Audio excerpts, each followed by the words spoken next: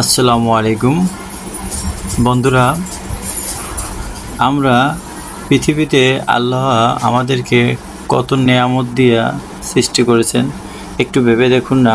আমরা যে নিঃশ্বাসটা প্রতিনিয়ত টেনে নিচ্ছি এবং কোথায় রাখছি এই বাতাসটা একটু দেখুন।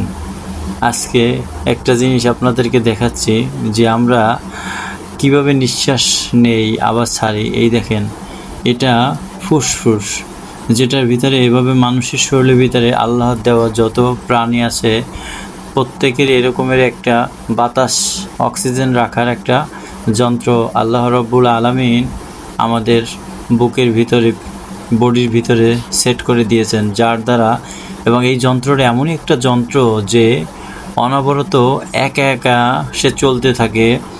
এর যেদিনকে এর মেয়াদ শেষ হয়ে যায় সেদিনকেই একা একা বন্ধ হয়ে যায় এবং এর জন্যই আমরা বেঁচে থাকি এবং শ্বাস প্রশ্বাস নিয়ে থাকি।